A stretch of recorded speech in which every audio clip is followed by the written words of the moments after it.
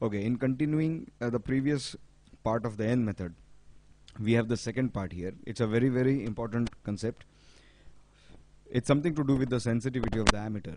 Now, on connecting a shunt, the deflection decreases from 80 division to 20 division. How many times is the range increasing?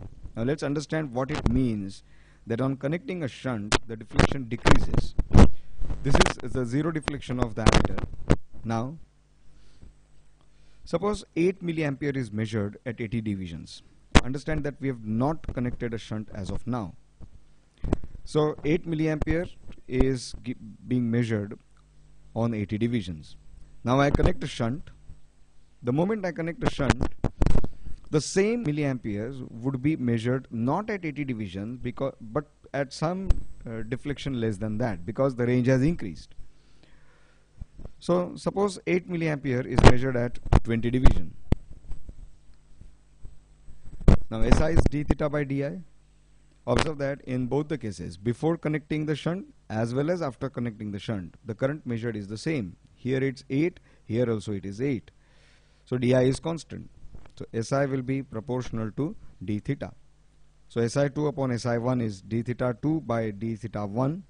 So SI2 by SI1 is, observe that final deflection was 20 division. So d theta 2 is 20 and initial deflection was 80 division. So d theta 1 is 80. So you get SI2 is 1 by 4 SI1.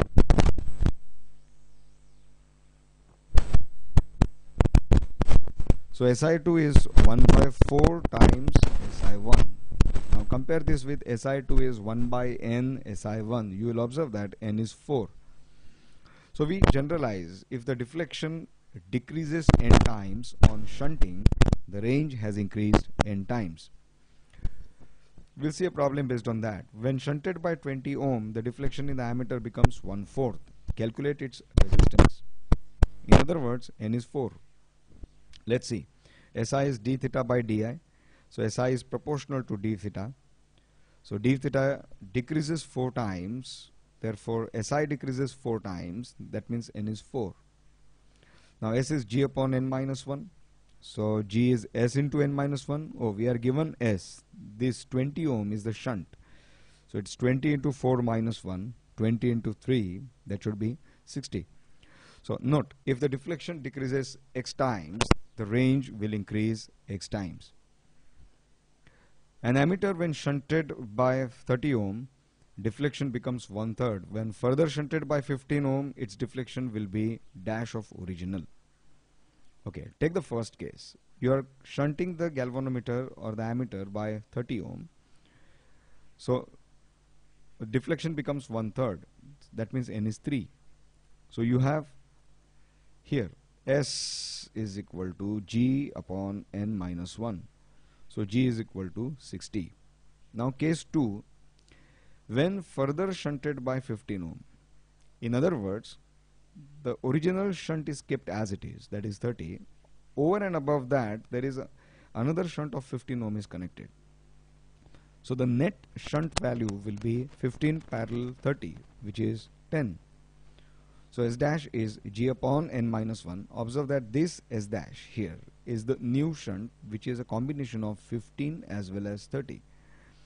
So S dash is G upon n minus 1. So 10 is equal to 60 upon n minus 1. We have already calculated the value of G from here. G was 60. So n minus 1 is 6 or n is 7. In other words, the deflection will become 1/7 of the original. The ammeter of range 0 to 100 milliampere and resistance 50 is to be used as a voltmeter to measure a max of 5 volt. How much should be the shunt or series resistance connected? Okay, I don't think this is N method problem. It's a normal problem. Observe that we are given Ig here and we are given G here. So if I multiply Ig and G, I should have Vg. So Vg is Ig into G. It should be 0.1 ampere. 100 milliampere is 0.1 ampere into 50, that is 5 volt. And you want to use it as a voltmeter of 5 volt range. So R is V minus Vg by Ig. So 5 upon 10 raised to minus 1 minus 50 is 0, or R is equal to 0. I mean, we don't need calculations here. Observe that the initial range as a voltmeter is 5. The final range as a voltmeter is also 5. In other words, you don't need to change or do anything to that ammeter for that matter. So no resistance required.